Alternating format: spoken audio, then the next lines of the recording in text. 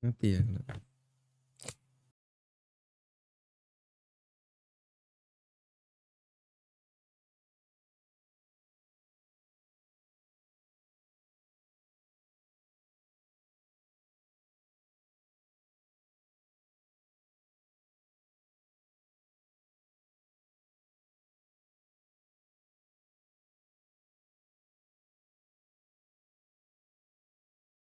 Assalamualaikum warahmatullahi wabarakatuh.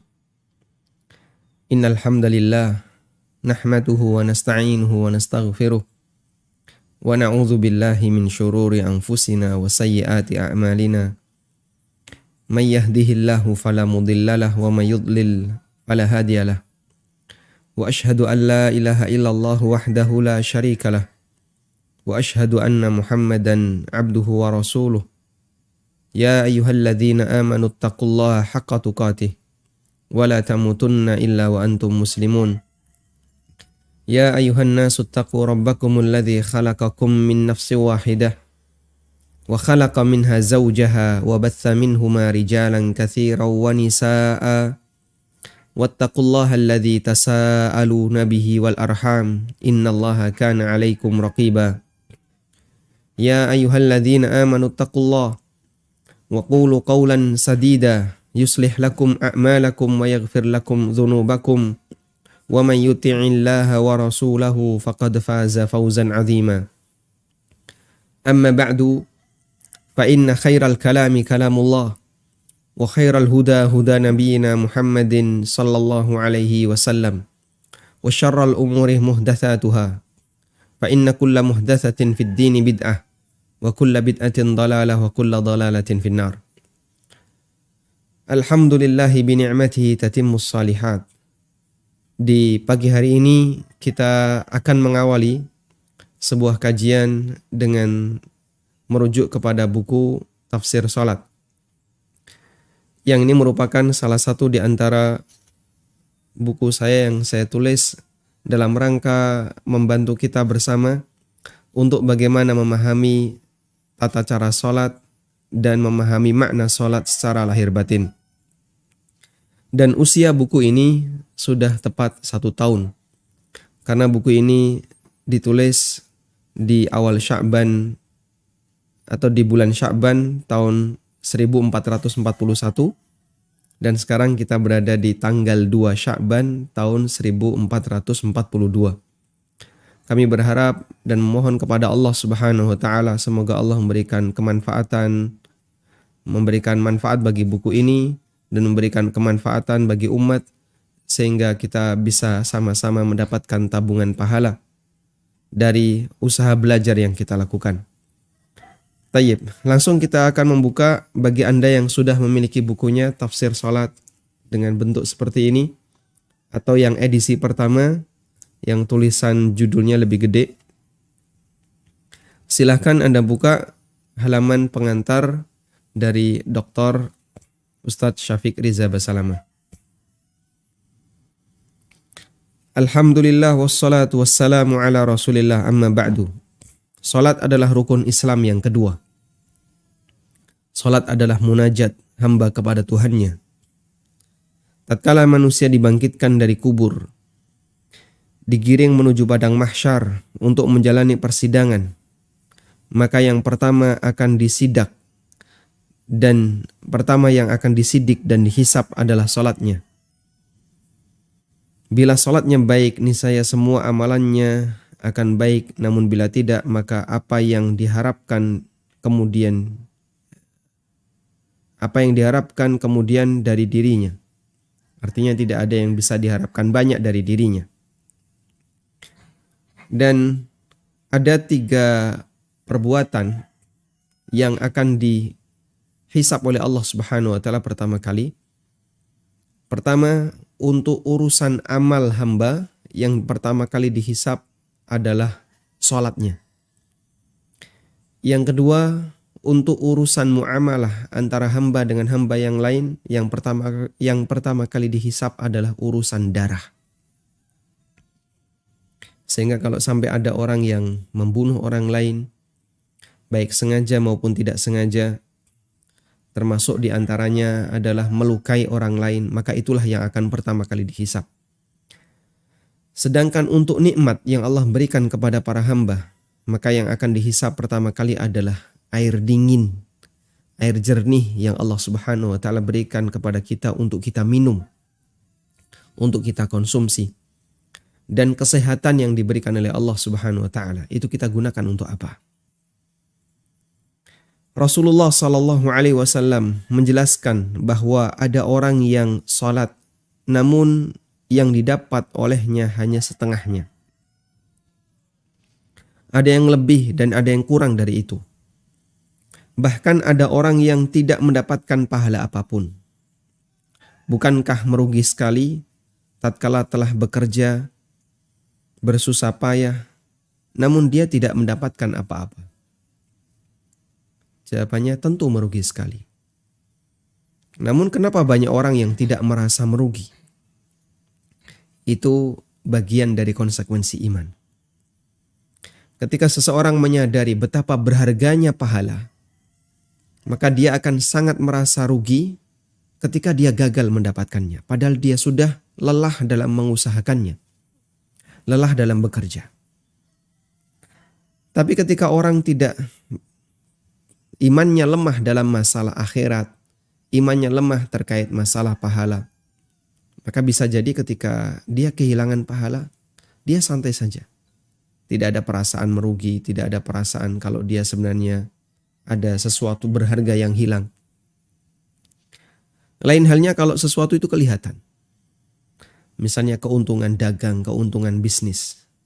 Anda telah mengeluarkan modal sekian puluh juta, bahkan sekian ratus juta. Ternyata Anda tidak mendapatkan sesuatu apapun. Maka bisa jadi Anda akan stres, merasa rugi. Saya sudah keluar banyak, ternyata saya tidak mendapatkan apa-apa. Peluang untung yang ingin saya dapatkan gagal. Sehingga jamaah yang dimuliakan Allah Subhanahu wa taala, orang terkadang merasa sedih disebabkan kehilangan dunia, walaupun itu hanya nilainya sangat kecil. Kecil dalam ukuran dunia, bukan kecil kalau dibandingkan akhirat. Kalau dibandingkan akhirat, semua ini gak ada apa-apanya. Kecil dalam ukuran dunia, misalnya dia kehilangan 100 ribu, 200 ribu. Kecil dalam ukuran dunia, tapi Masya Allah, kehilangan 100-200 ribu ini bisa menyebabkan dia stres. Namun dia tidak merasa stres, tidak merasa rugi, bahkan gak kepikiran apapun ketika dia kehilangan pahala ibadahnya. Makanya di sini Dr. Syafiq Riza Basalamah hafizahullah mengingatkan, bukankah merugi sekali tatkala kita telah bekerja dan bersusah payah, namun ternyata kita tidak mendapatkan apa-apa. Lalu apa rahasianya agar sholat terasa ringan dan menyenangkan serta diterima oleh Allah Subhanahu wa taala? Dan perlu kita pahami bahwa Allah Subhanahu wa taala hanyalah akan menerima amal para hamba yang diiringi dengan rasa takwa. Sebagaimana yang Allah firmankan dalam Al-Quran, innama yataqabbalullahu minal muttaqin. Sesungguhnya Allah hanya akan menerima amal dari orang-orang yang bertakwa. Kalimat ini Allah sebutkan dalam Al-Quran ketika Allah menceritakan dua putra Adam yang mereka saling iri, yang salah satunya iri kepada saudaranya, disebabkan karena amal yang tidak diterima oleh Allah Subhanahu wa taala. Allah berfirman, "Watlu 'alaihim nab'a bani Adam bil haqqi idz qarraba qurbanan fatuqabbala min ahadihima wa lam yutaqabbal min al-akhar." Ceritakanlah kepada mereka nab'a bani Adam bil haqq. Kisah tentang dua putra Adam yang benar cerita ini. Idz qarraba qurbanan fatuqabbala min ahadihima wa lam yutaqabbal min al-akhar. Ketika mereka berdua ini berkurban, yang satu diterima, yang satu tidak diterima. Lalu orang yang tidak diterima ini mengatakan, qala la aqtulannak. Aku akan membunuhmu. Kemudian jawaban orang yang diterima, Qala innama yataqabbalullahu minal muttaqin. Allah hanya akan menerima amalan dari orang-orang yang bertakwa. Dan makna amalan dari orang yang bertakwa adalah orang yang ketika beramal diiringi dengan rasa takwa. Dan bentuk amal yang diiringi dengan rasa takwa, salah satunya adalah masalah kualitas. Sehingga kenapa dua putra Adam ini ketika berkurban sama-sama beramal, tapi yang satu diterima oleh Allah, yang satu tidak diterima oleh Allah? Jawabannya adalah karena yang satu amalnya berkualitas sehingga dia diterima oleh Allah, dan yang satu amalnya tidak berkualitas sehingga tidak diterima oleh Allah Subhanahu wa taala. Sehingga innama yataqabbalullahu minal muttaqin, Allah hanya menerima amal dari orang-orang yang bertakwa, artinya adalah amal yang berkualitas. Dan kita akan dihisab oleh Allah Subhanahu wa taala tidak hanya bagian lahiriah saja, tapi juga bagian batin.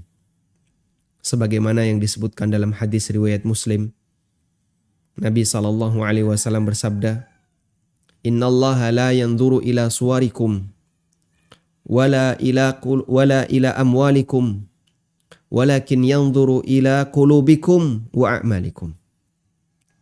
Allah tidak melihat muka kalian.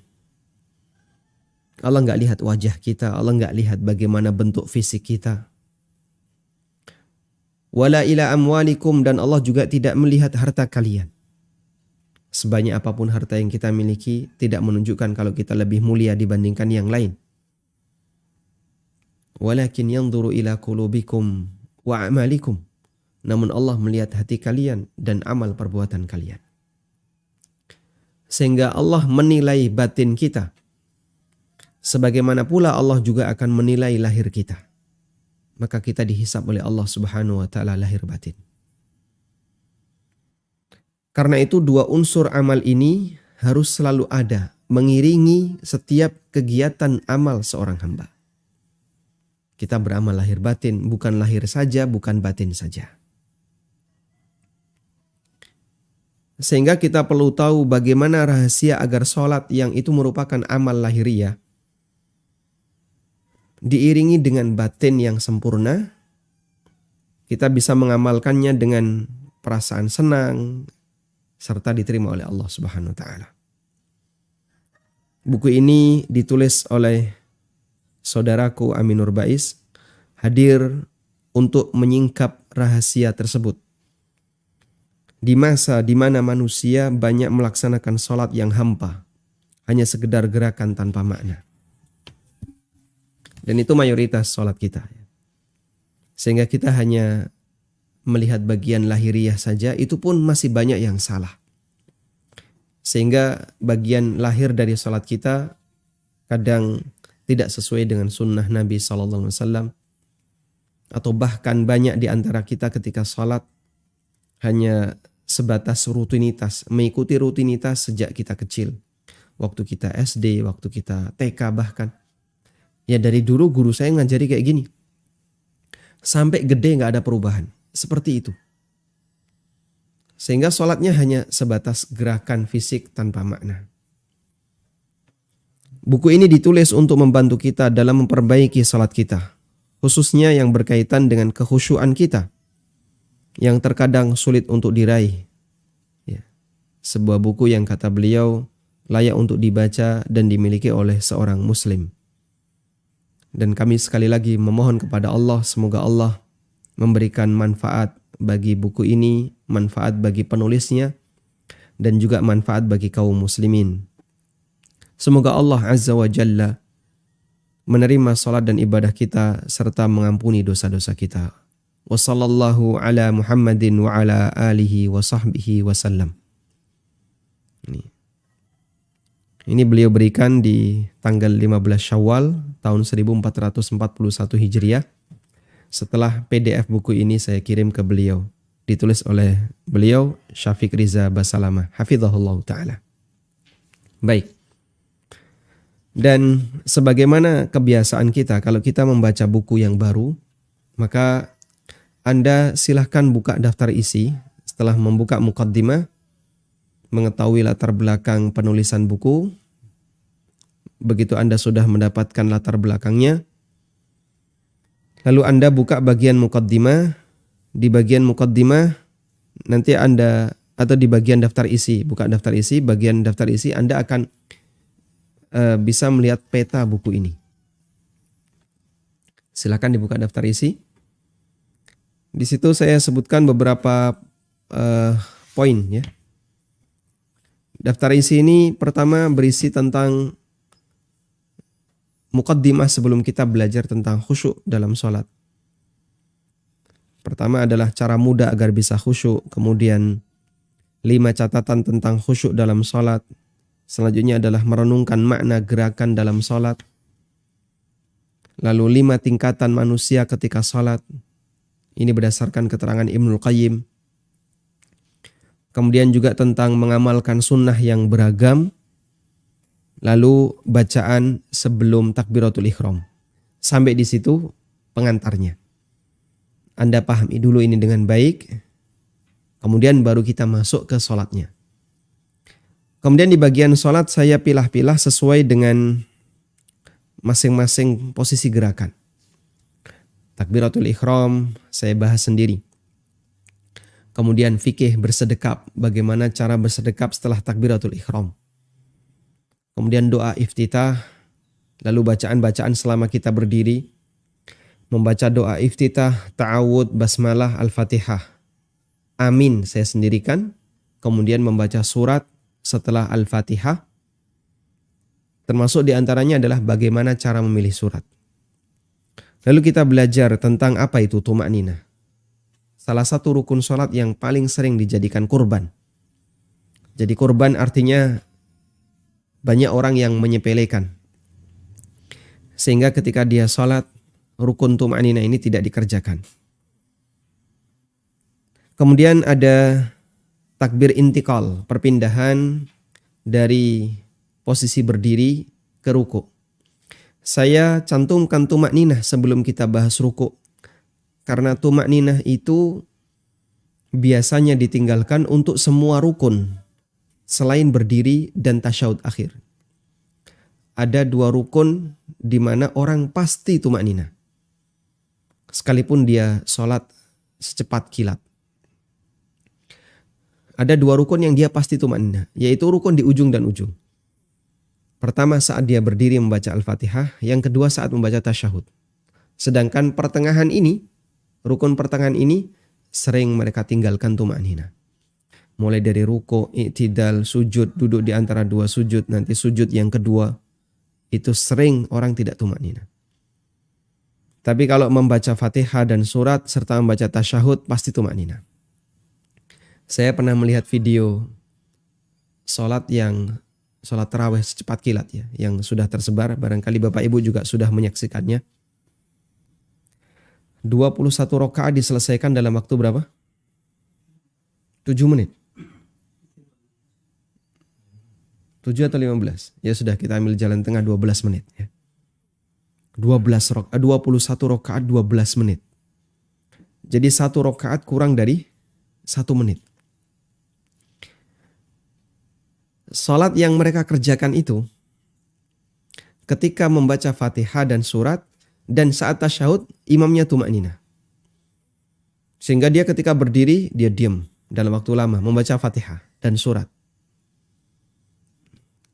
Ketika mereka tasyahud juga sama. Mereka diam baca tasyahud meskipun cepat. Lalu salam. Tapi ruku, i'tidal, sujud, kemudian duduk di antara 2 sujud. Sujud yang kedua, yang itu merupakan rentang dari 2 gerakan ini. Masya Allah ya. Sama sekali tidak tuma'ninah. Baik. Makanya saya dahulukan pembahasan tuma'ninah sebelum kita membahas rukun-rukun yang lainnya.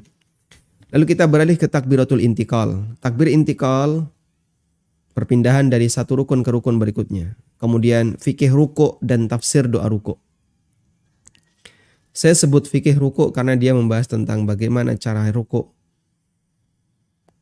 yang benar dan beberapa pembahasan yang dikutip oleh para ulama terkait masalah ruku. Selanjutnya adalah fikih i'tidal dan tafsir doa i'tidal. Jadi ada tata cara i'tidal sendiri, ada bacaan-bacaan i'tidal dan tafsirnya.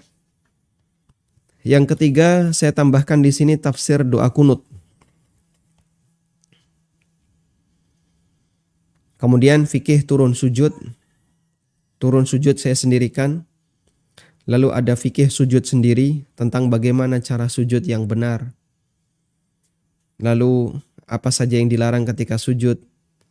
Kemudian dilarang baca Quran ketika sujud, berapa jumlah bacaan sujud dan seterusnya. Kemudian baru tafsir bacaan sujud. Kemudian fikih duduk di antara dua sujud dan tafsir bacaannya. Selanjutnya, untuk sujud yang kedua tidak kita bahas ya. Karena sama seperti sujud yang pertama. Langsung kita beralih ke duduk istirahat. Ada 9 catatan terkait duduk istirahat. Selanjutnya adalah fikih bangkit ke rakaat yang kedua. Sehingga bangkit di sini bagaimana cara yang benar. Lalu ketika sampai di posisi berdiri, apakah perlu membaca ta'awud dan basmalah secara pelan, mengulangnya ataukah langsung membaca Fatihah? Selanjutnya fikih tasyahud awal, kemudian tafsir bacaan tasyahud, kemudian bangkit ke rakaat ketiga dan keempat, lalu fikih tasyahud akhir, dan beberapa bacaan yaitu fikih dan tafsir sholawat. Yang terakhir adalah doa, kemudian doa sebelum salam, dan yang terakhir adalah fikih salam ketika sholat. Alhamdulillah. Semoga kita bisa menyelesaikannya dengan baik. Dan kalau Bapak Ibu sudah memperhatikan daftar isi, kita akan tahu petanya. Oh, berarti sistematika penulisannya seperti ini, petanya seperti ini. Dan secara umum saya cantumkan di bagian akhir atau di bagian sampul belakang buku ini bahwa konten utama buku ini ada 2. Pertama adalah bagaimana cara memahami sholat sesuai dalil. Sehingga kita mengajak kepada masyarakat untuk memahami sholat sesuai dalil. Jadikan sholat Anda berdalil. Yang kedua adalah memahami dan merenungkan setiap gerakan dan bacaan. Nah, setelah sholat kita sesuai dalil, bagaimana cara membaca, apa makna bacaan yang kita baca. Termasuk juga bagaimana merenungkan setiap gerakan-gerakan yang kita lakukan ketika sholat. Walhamdulillahi rabbil alamin. Baik. Selanjutnya kita akan belajar bagaimana cara mudah agar bisa khusyuk. Sebelumnya kita awali dari pertanyaan. Mengapa kita tidak khusyuk ketika sholat? Coba kita perhatikan hadis berikut. Dari Aisyah radhiyallahu anha, beliau menceritakan. Shalla Rasulullah sallallahu alaihi wasallam fi khamisatin laha a'lamun. Fi khamisatin laha a'lam. Nabi sallallahu alaihi wasallam pernah salat dengan memakai khamisah. Khamisah ya, baju seperti yang kita pakai. Ya. Laha a'lamun, yang dalam khamisah itu ada a'lam. A'lam di situ adalah corak. Dan bentuknya garis-garis. Ada garis-garis. Bahasa kita lurik ya. Kalau baju baik yang pakai garis-garis itu disebut dengan lurik. Lurik itu beda dengan batik. Kalau batik kan gambar-gambar banyak. Kalau lurik cuman corak tapi bentuknya garis. Fanadhara ila a'lamiha nadratan. Ketika beliau salat, beliau melihat ke arah luriknya. Nadratan. Beliau melihat ke arah coraknya. Falamma sallama qal, ketika salam beliau bersabda, idhabu bihadhihil khamisah. Idhabu bihadhihil khamisah ila Abi Jahm ibni Hudzaifah. Wa'tuni bi ambijaniyah fa innaha alhatni anifan fi salati. Tolong kembalikan baju ini ke Abu Jahm bin Hudzaifah dan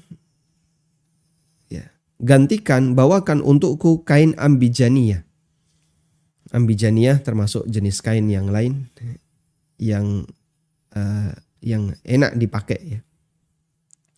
Fa innaha alhatni anifan fi salati. Karena tadi khamisah ini telah mengganggu salatku. Garis-garisnya itu mengganggu salat Nabi sallallahu alaihi wasallam. Subhanallah. Hanya karena lurik di baju, Rasulullah sallallahu alaihi wasallam merasa terganggu ketika salat. Padahal jamaah, kita bisa bandingkan dengan diri kita salat di tempat yang ramai dengan gambar, ramai dengan batik, ramai dengan Masya Allah sajadah yang penuh dengan gambar. Sajadah yang kita pakai itu banyak sekali gambarnya, nggak polos. Kemudian baju yang kita gunakan juga rata-rata baju yang bercorak. Dan itu tradisi Indonesia. Beda dengan tradisi Arab yang mereka rata-rata menggunakan jubah putih ya untuk laki-lakinya, atau jubah warna gelap dengan warna yang dengan polos ya, satu warna. Ya. Mereka punya kebiasaan kalau musim panas pakai jubah warna putih, kalau musim dingin mereka pakai jubah warna gelap. Tapi semuanya polos. Namun Nabi SAW ketika beliau sholat dan memakai baju yang ada coraknya, beliau merasa terganggu. Sampai beliau meminta agar diberi ganti kain yang polos sehingga tidak mengganggu. Tidak mengganggu konsentrasi beliau ketika sholat.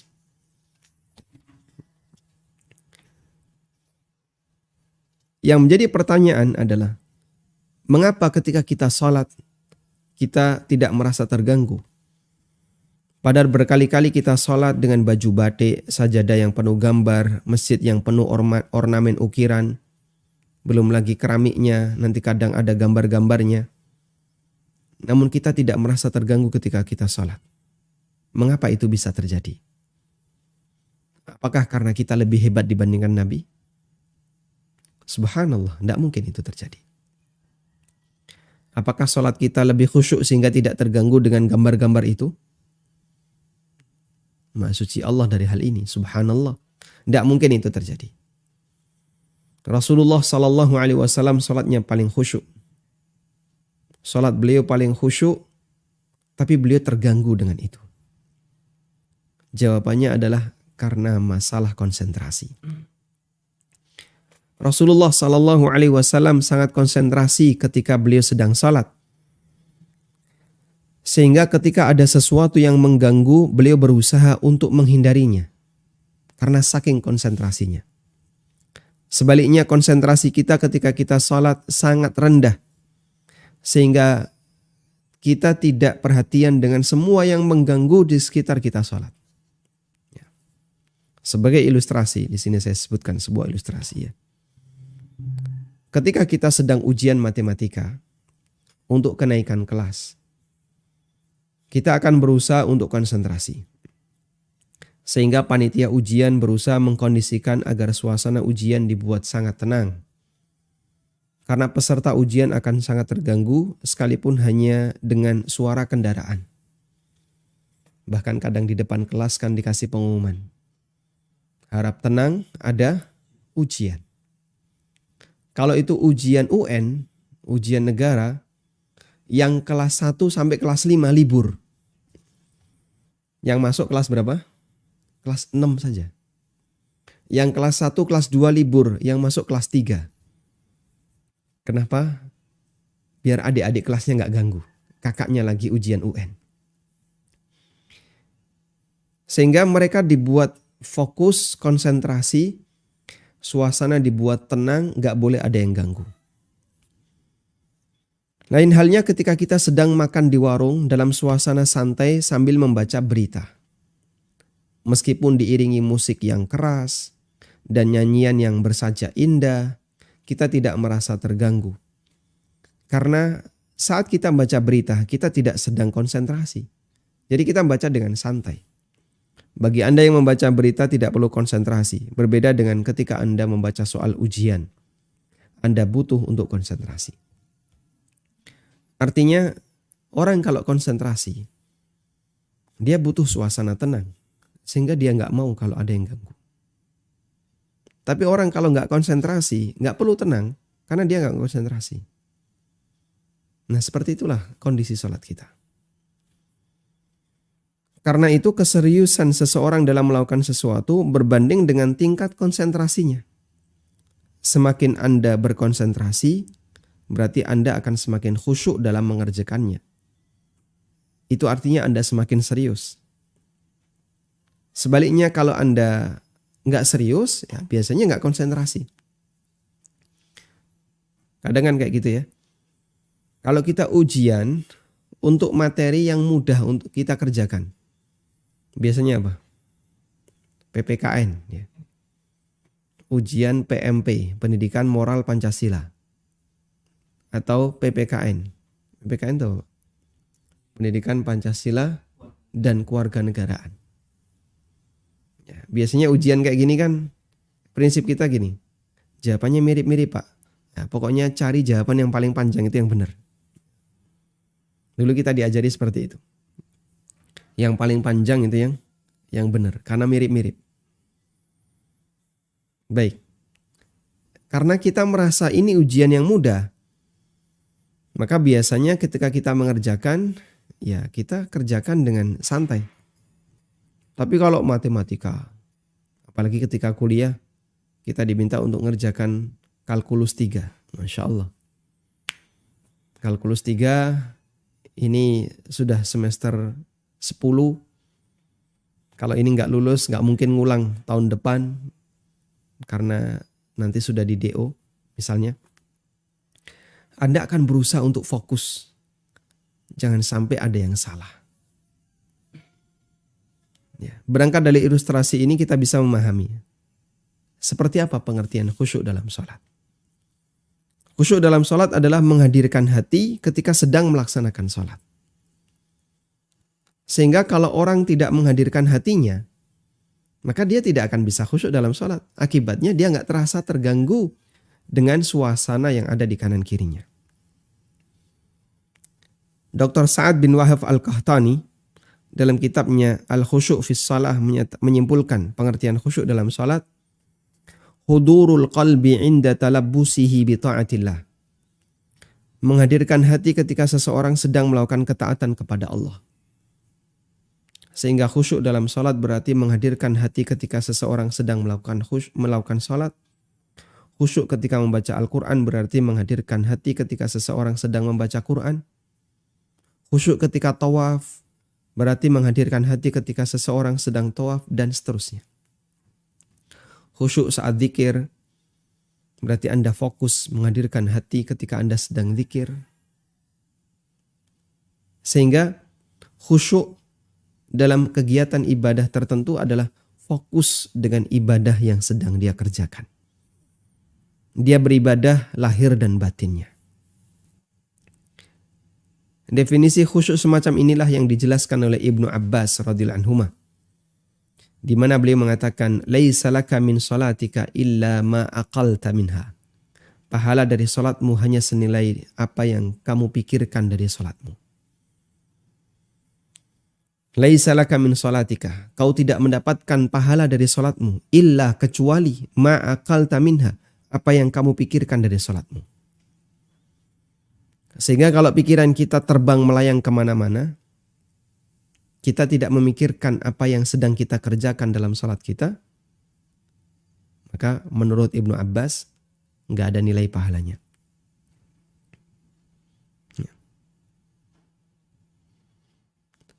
Dan ini penjelasan Ibnu Abbas, bukan sabda Nabi SAW. Dan kata Syekh Albani sahih dari sebagian salaf. Dan pengaruh dari khusyuk, ketika orang itu khusyuk dalam sholatnya, dia akan berusaha tenang dan fokus terhadap semua gerakan dan bacaan dalam sholat. Sehingga wajar kalau sampai ada gambar atau suara yang itu mengganggu, membuat Nabi SAW merasa terganggu. Nah, baik jamaah yang dimuliakan Allah, Anda bisa menguji keberhasilan khusyuk dan tidak adalah ketika Anda sedang sholat di suasana penuh dengan gambar. Sajadah masjid yang penuh dengan gambar. Dan Anda nggak bisa mengerjakannya dengan baik, dengan khusyuk. Karena sajadahnya ramai. Bahkan kadang kita kan mikir tebak gambar ya. Lihat terus. Ini kupu apa burung? Ini cacing apa ular? Dan itu sedang sholat sambil tebak gambar. Ini kayaknya mirip gambar orang, tapi kok bunga? Gitu ya. Sehingga kalau kita mengerjakan seperti itu sholat kita, pikiran kita melayang kemana-mana. Sementara kita sedang membaca. Bibir uma-umi, ya. Kita seperti membaca sesuatu, tapi pikiran kita entah melayang kemana. Selanjutnya kita akan melihat macam-macam khusyuk. Khusyuk dalam sholat ada dua. Pertama adalah khusyuk fisik. Khusyuk fisik artinya apa? Ketenangan fisik. Tidak banyak bergerak ketika sedang melaksanakan sholat.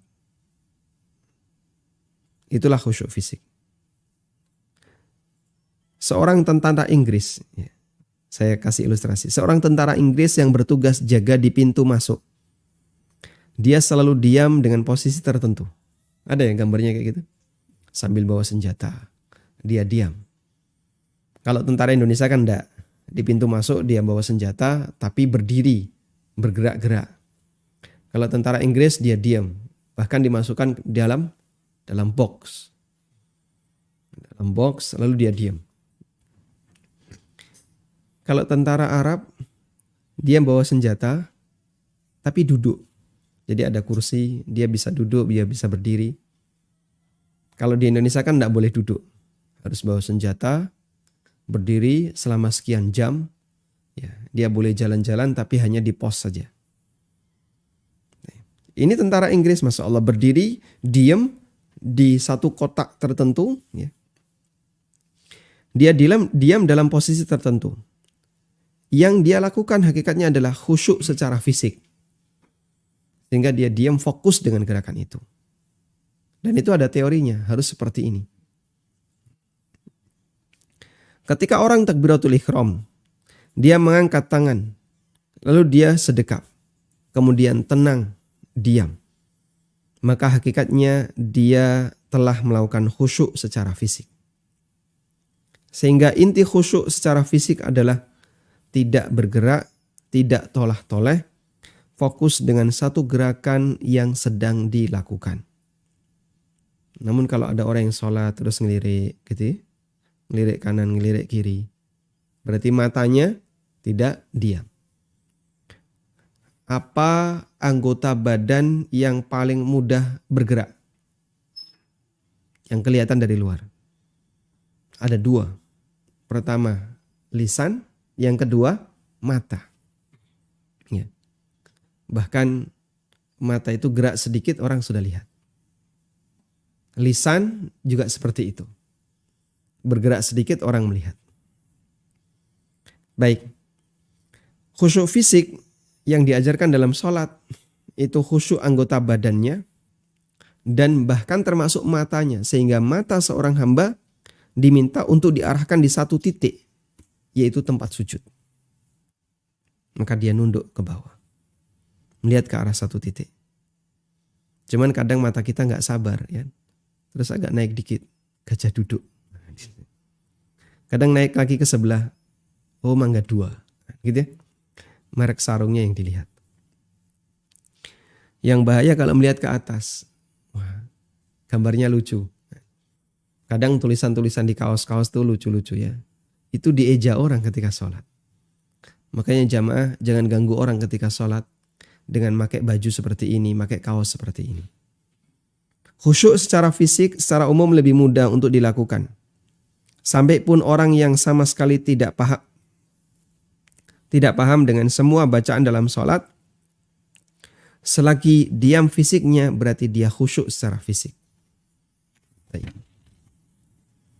Karena itu, suka melirik atau tolah-toleh dalam sholat disebut sebagai pencurian dalam sholat. Karena dia mengurangi kualitas khusyuk fisik. Aisyah radhiyallahu anha pernah mengatakan, Sa'altu Rasulullah sallallahu alaihi wasallam anil iltifati fis salati. Aku pernah bertanya kepada Nabi sallallahu alaihi wasallam menoleh ketika salat. Faqala huwa ikhtilasun yakhtalisuhu asyaitanu min salatil abdi. Itu adalah pencurian yang dilakukan oleh setan. Sambaran setan untuk menoleh, untuk mencolek salatnya seseorang hamba. Ikhtilas, ya, itu seperti mencopet itu ya.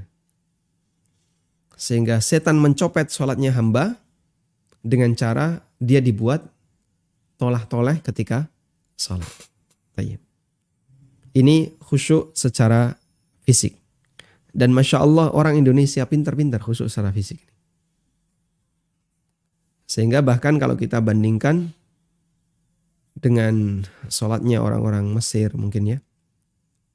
Atau orang dari negeri yang lain. Ketika di Masjidil Haram atau Masjid Nabawi. Insya Allah sholatnya orang Indonesia paling bagus secara fisik. Sehingga dia ketika sholat sedekap anteng dia.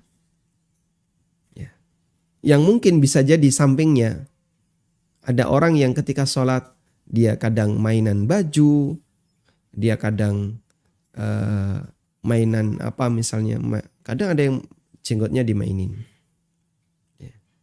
Dan ada yang banyak gerak, ada yang bolak-balik membenahi tutup kepala. Ya.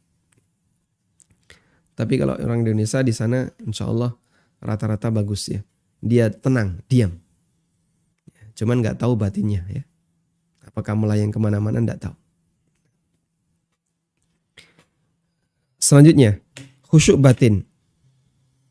Khusyuk batin berarti batinnya fokus memikirkan isi sholat. Tidak berkeliaran, tidak berlarian, tidak memikirkan selain sholat yang sedang dia kerjakan. Batin kok bisa berlari Pak? Masya Allah. Batin itu lebih hebat dibandingkan fisik. Dia bisa tembus tembok. Kan ada orang ya, misalnya melihat sesuatu lalu dia kepo. Apa di balik itu? Batinnya itu bisa melayang terbang ke sana. Lalu dia punya dugaan-dugaan. Bayangan-bayangan, itulah batin seorang hamba. Kadang dia bisa melayang kemana-mana.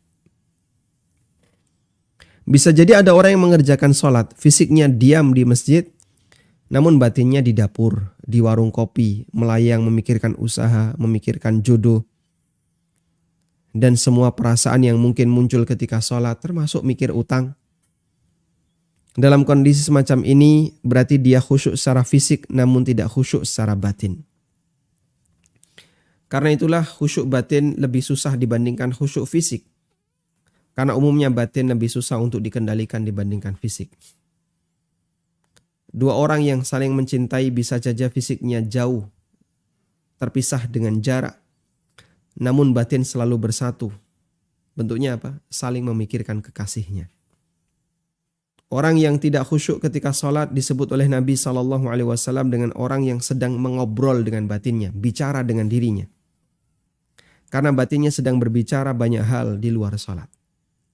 Nabi SAW menyebutkan keutamaan berwudu yang sempurna lalu sholat dengan khusyuk.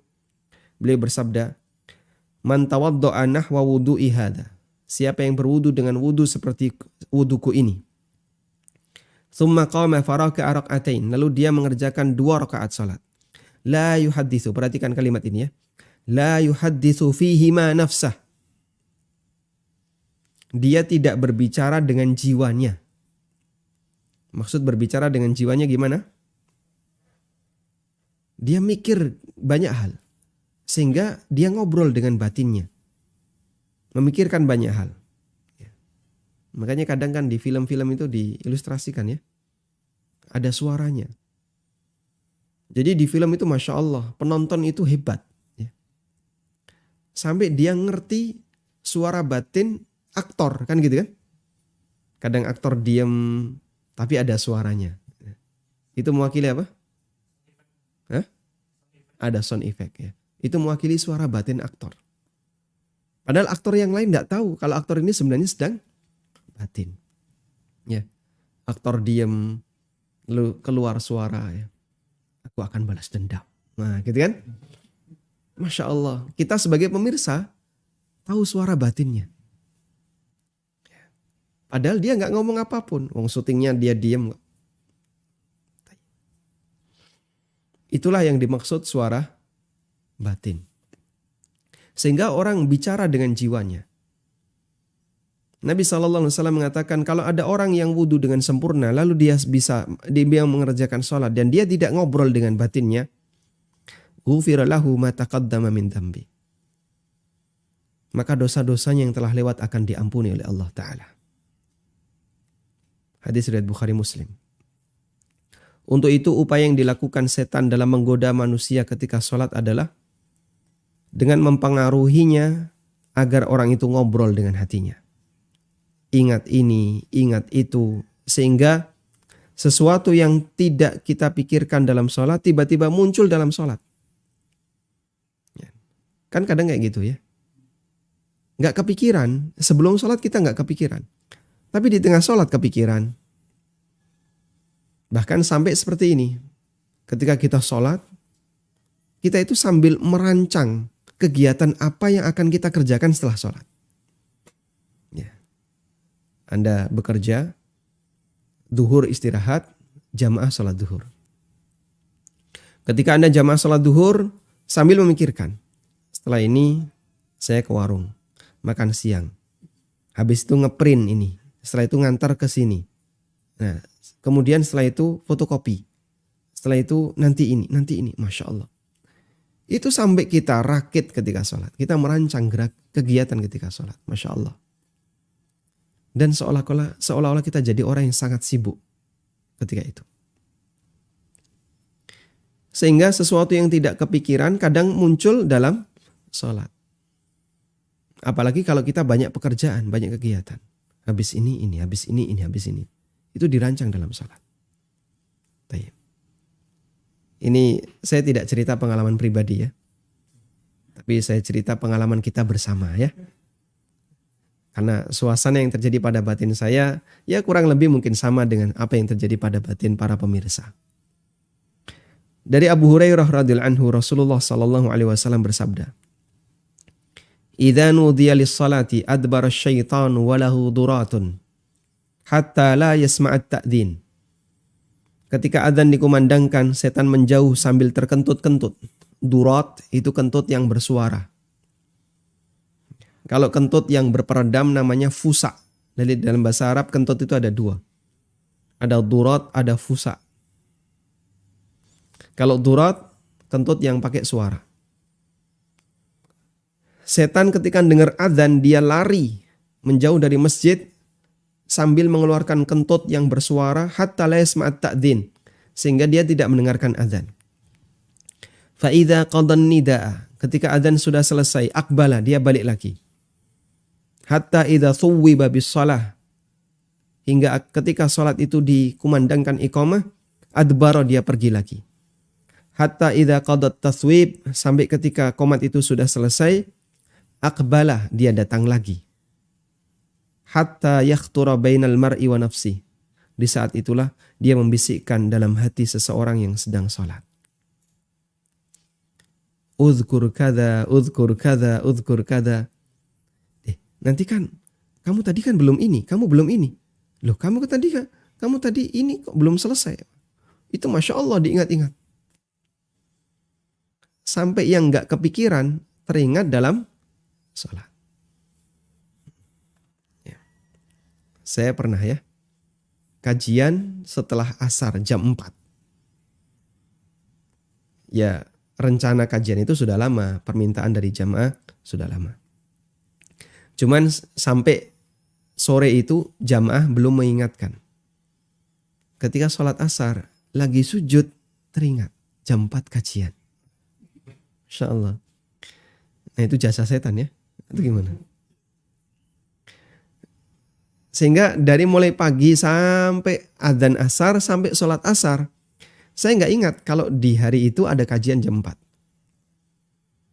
Sujud ketika sholat asar, teringat. Nanti jam 4 ada kajian loh. Yaitu pengaruh dari setan. Seketika itu langsung saya tulis sebuah artikel mengutip keterangan sebagian ulama Hanafiyah. Kalau orang lupa sesuatu, misalnya lupa naruh kunci di mana, lupa dompetnya ada di mana, lakukanlah sholat 2 rakaat dengan sangat khusyuk. Ya. Terkadang setan mengingatkan perbuatan yang sudah terlupakan. Sehingga dari jalur itu kita terkadang teringat yang sebelumnya terlupakan. Dan ini keterangan sebagian ulama Hanafiyah. Tayyib. Sehingga jamaah yang dimuliakan Allah Subhanahu wa taala, seperti inilah kondisi real ya. Jadi setan mengingatkan kita, udzkur kada, udzkur kada. Lima lam yakun yadhkur. Dia mengingatkan seseorang yang sebelumnya tidak kepikiran. Tidak terlintas dalam ingatannya. Hatta yadhalla ar-rajulu la yadri kam shalla. Hingga seseorang itu lupa berapa jumlah rakaat yang telah dia kerjakan. Karena tadi saking sibuknya dia memikirkan ini dan seterusnya. Wallahu ta'ala alam. Tayyib. Dan masih banyak kasus yang lain yang barangkali itu kita jumpai dalam sholat kita.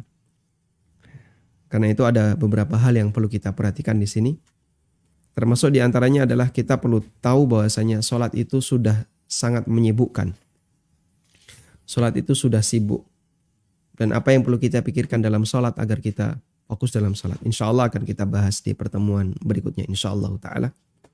Demikian semoga bermanfaat. Wassallallahu ala nabiyyina Muhammadin wa ala alihi wa sahbihi wa sallam. Wa akhiru da'wana anilhamdulillahi rabbil alamin.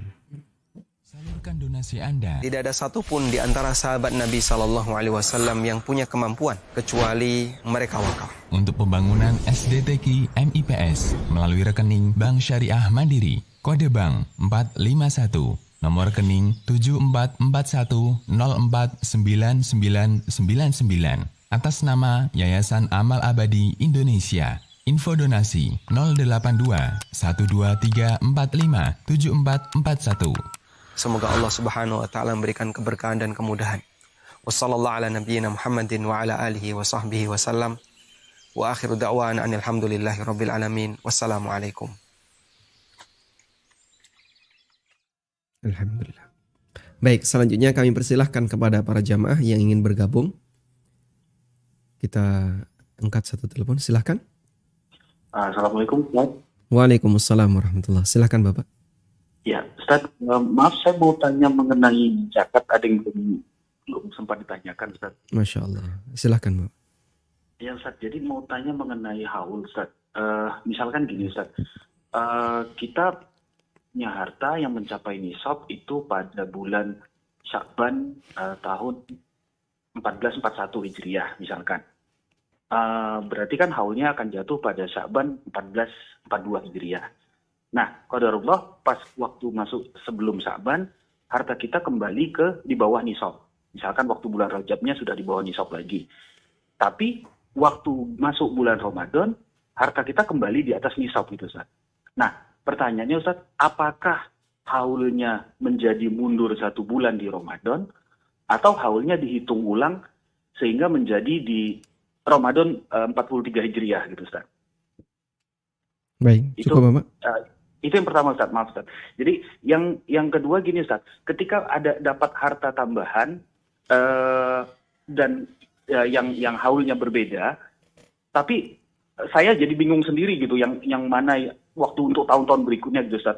Ketika kita melakukan penyegeraan zakat, apakah seterusnya bisa kita anggap haulnya tergabung gitu, Ustaz? Baik. Itu aja, Ustaz. Jazakallah khairan, barakallahu fikum. Wa jazakallahu khairan, fikum barakallah. Kita gunakan kurva mengukur nisab dan haul ya. Ini batas nisab seperti yang sering kita buat. Nah, Harta Anda tadi sudah disampaikan misalnya di Sya'ban tahun 41 mencapai nisab. Sya'ban tahun 41 mencapai nisab. Di sini Sya'ban tahun 41. Berarti prediksi kita adalah seharusnya di bulan Sya'ban tahun 42 kita bayar zakat. Begini. Tapi ternyata ketika di bulan Rajab harta Anda turun di bawah nisab. Sehingga sampai nabrak Sya'ban. Terus naik lagi. Nah, naik, kenaikannya ini ada di bulan, anggaplah misalnya di bulan Syawal tahun 42. Baik. Ulama beda pendapat. Apakah Anda wajib zakat ataukah tidak? Kalau menurut pendapat jumhur ulama, perhitungan Anda sejak di bulan Syawal ini. Maka nanti Anda ngitung rentang 1 tahun lagi. Dari bulan Syawal 42. Berarti zakat Anda nanti di bulan Syawal tahun 43. Karena ketika turun di bawah nisab, maka ini membatalkan perhitungan zakat sebelumnya. Ini dianggap batal, tidak berlaku. Meskipun dulu sudah di atas nisab. Begitu turun di bawah nisab membatalkan sebelumnya.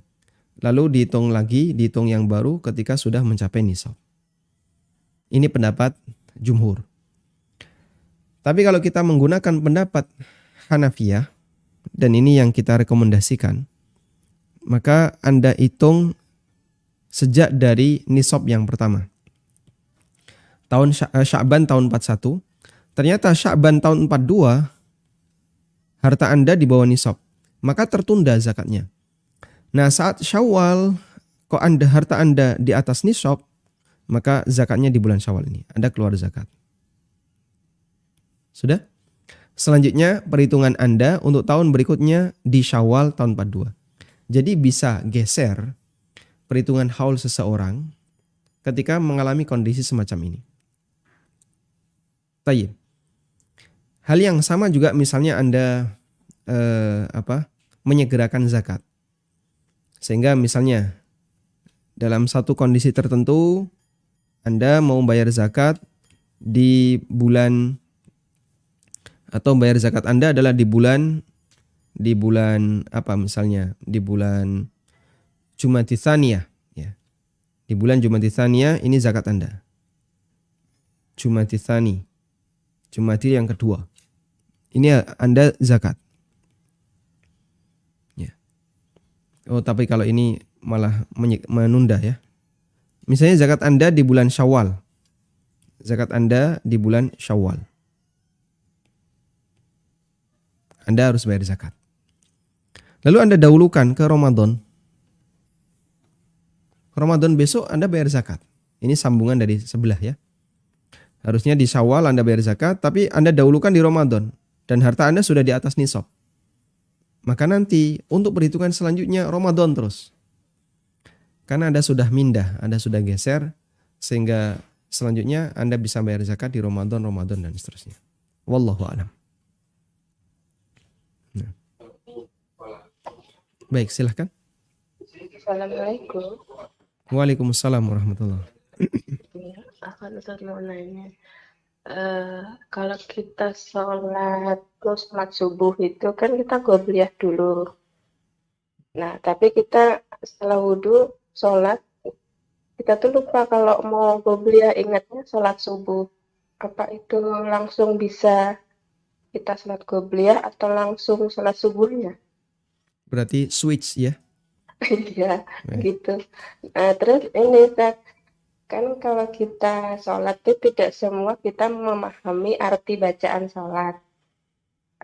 Terus apa namanya itu, di saat kita baca Al-Fatihah, batin kita ini, oh nanti saya baca surah ini. Nah, apa itu bisa dibilang tidak khusyuk? Di saat baca Fatihah Anda mikir surat yang lain. Surat lain setelah nanti baca Al-Fatihah. Yang direncanakan untuk dibaca setelah Fatihah. Iya. Entah ya. Nah itu gitu aja Ustaz. Jazakallah khairan. Nah, Barakallahu fiik. wa jazakumullah khairan. Bolehkah switch niat? Ya, betul ya. Jadi sholat A, pengennya sholat B, lalu switch ke sana, kan? Akhirnya ganti sholat B. Nanti di sholat B, wah kayaknya nggak cocok ini, switch lagi ke sholat C. Bolehkah seperti itu? Ini keterangan Imam Ibnu Utsaimin. Saya mendengarkan audionya. Ada seseorang yang bertanya kepada beliau rahimahullah terkait switch sholat itu, switch niat ya. Ganti niat dari sholat A ke sholat B atau dari sholat B ke sholat C. Itu boleh ataukah tidak? Kata kuncinya begini. Sholat ada dua. Ada sholat mutlak, ada sholat ya. Yang kedua adalah sholat zatul asbab atau yang beliau istilahkan dengan sholat muayyan. Sholat muayyan. Sholat muayyan itu sholat tertentu.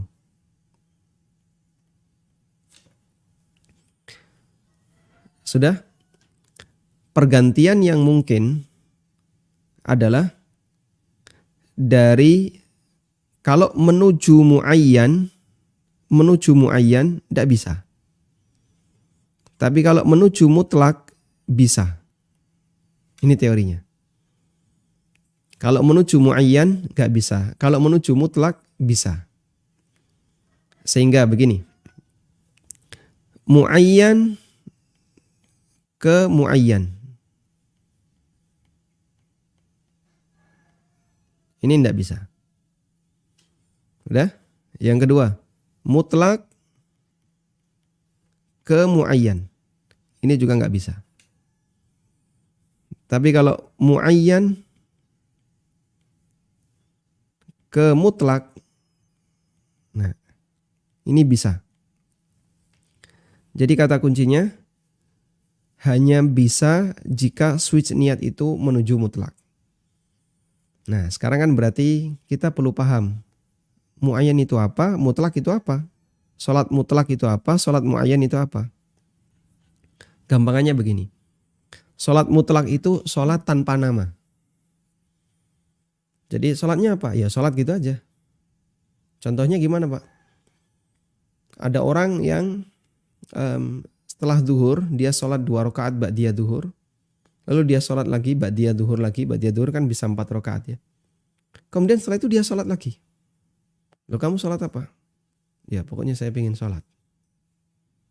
Atau setelah maghrib, setelah dia sholat ba'diyah maghrib, terus dia sholat lagi.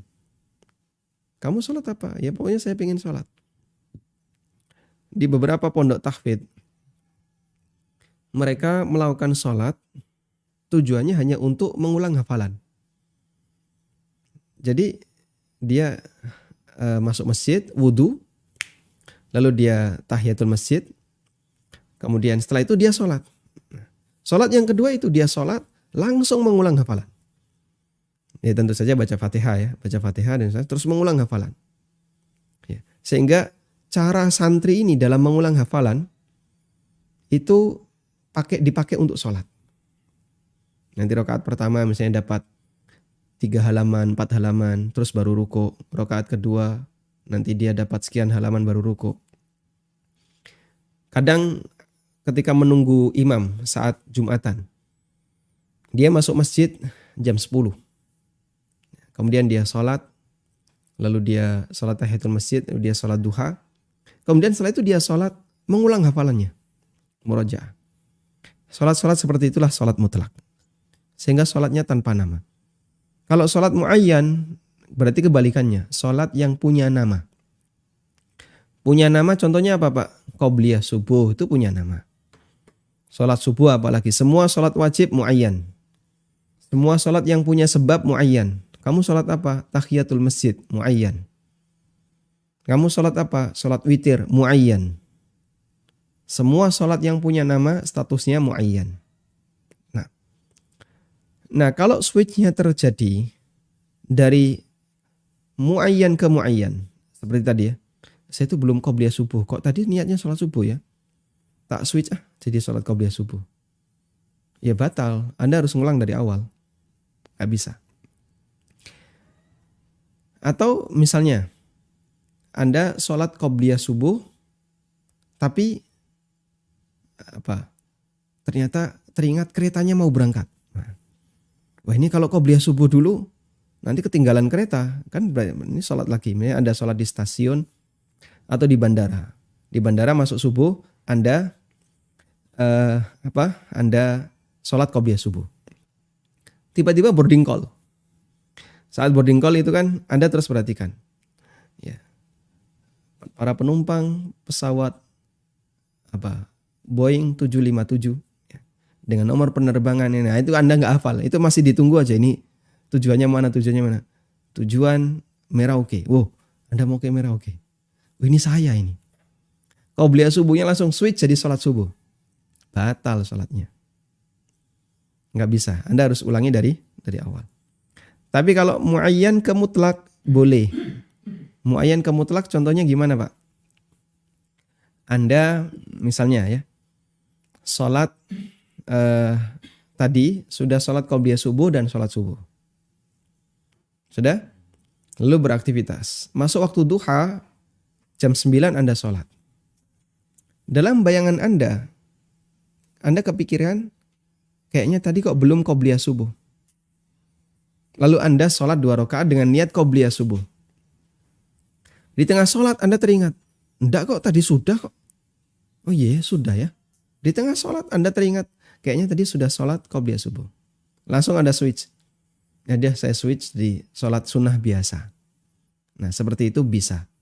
Sehingga terjadi peralihan dari sholat muayyan ke sholat mutlak. Hukumnya diperbolehkan. Wallahu a'lam.